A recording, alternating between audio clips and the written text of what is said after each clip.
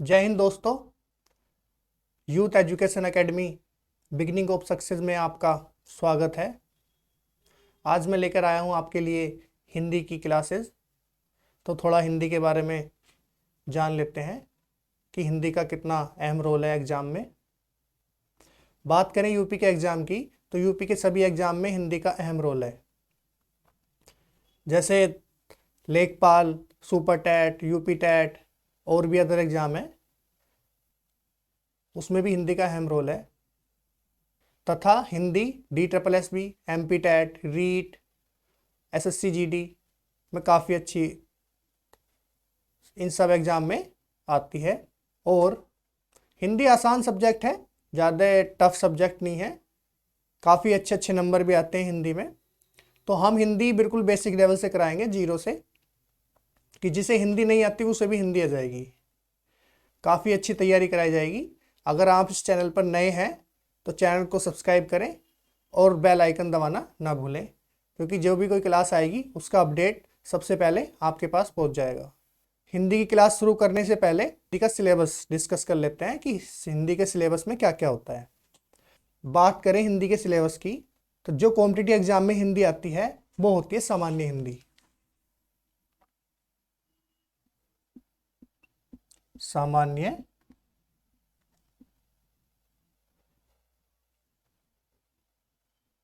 हिंदी। तो सामान्य हिंदी को हम 3 भागों में डिवाइड करके पढ़ेंगे। तो पहला भाग होगा हमारा भाषा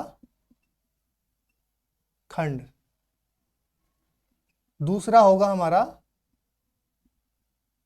व्याकरण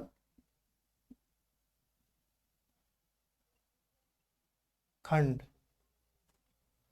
तीसरा भाग होगा हमारा साहित्य खंड। अब एक एक बार डिस्कस कर लेते हैं कि इसके अंदर कौन सा टॉपिक आता है, इसमें क्या क्या आता है। तो बात करें भाषा खंड की,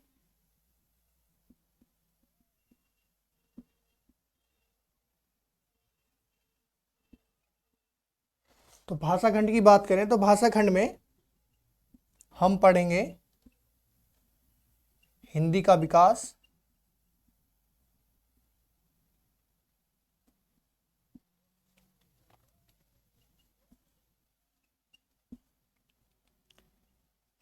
हिंदी का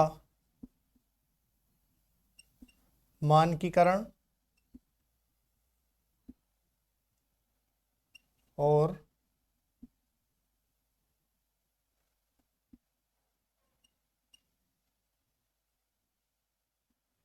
हिंदी की उप भाषाएं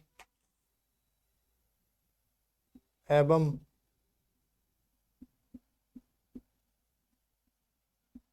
बोलियां आदि। तो ये चीज हम भाषा खंड में पढ़ने वाले हैं। अब बात करते हैं व्याकरण खंड की। तो व्याकरण खंड की बात करें, व्याकरण खंड को हम 4 भागों में बांट कर पढ़ेंगे। तो पहला होगा हमारा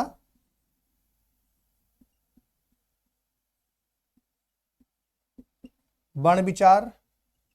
दूसरा होगा हमारा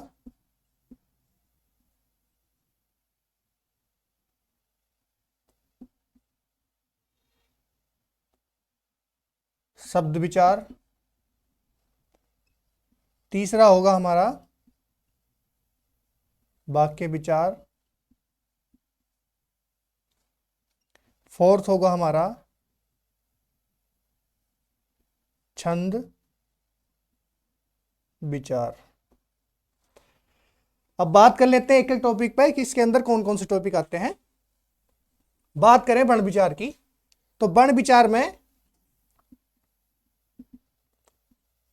हमारी वर्णमाला आएगी,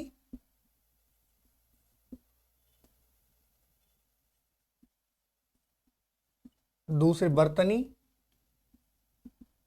और संधि, ये टॉपिक आएंगे हमारे वर्ण विचार में। अब दूसरा है हमारा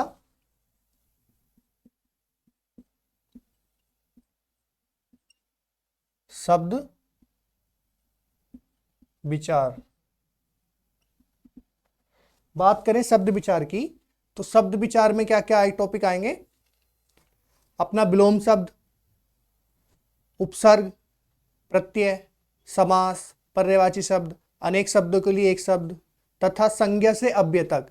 तो जैसे संज्ञा, सर्वनाम, विशेषण, क्रिया, अव्यय आदि, तो ये हम पढ़ेंगे शब्द विचार में।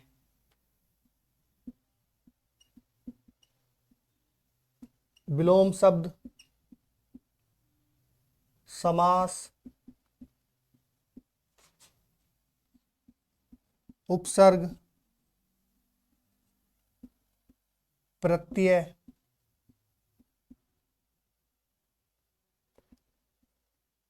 पर्यायवाची,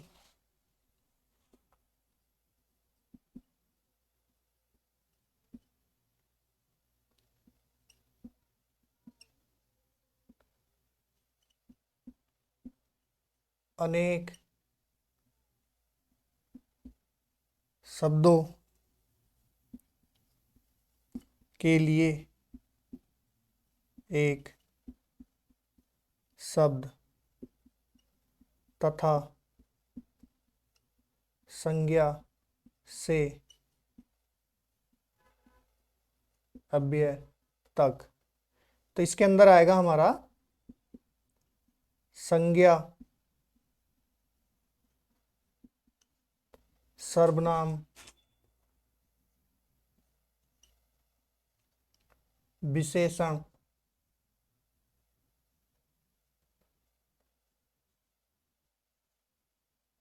क्रिया, अव्यय आदि। ये चीज हम पढ़ेंगे शब्द विचार के अंदर। बात करें तीसरे टॉपिक की, जो हमारा है वाक्य विचार।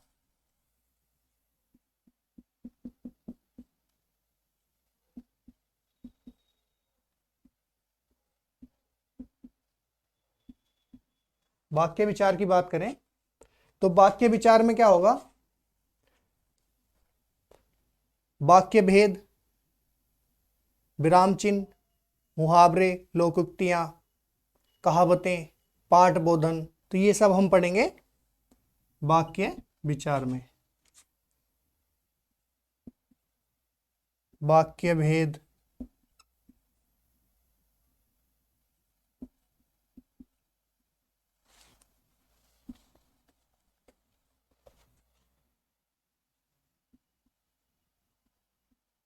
वाक्य भेद,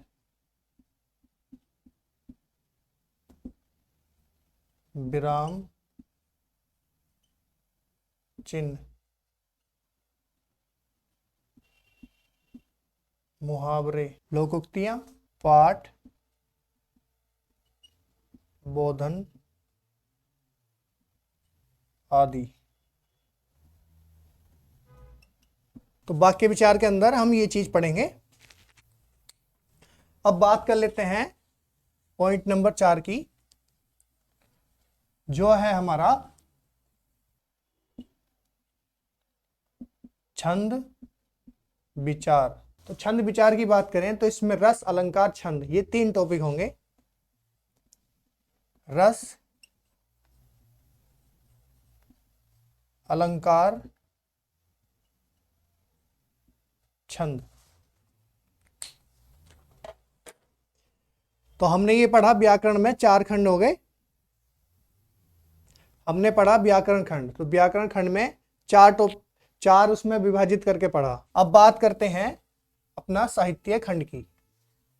तो साहित्य खंड की बात करें, तीसरा नंबर साहित्य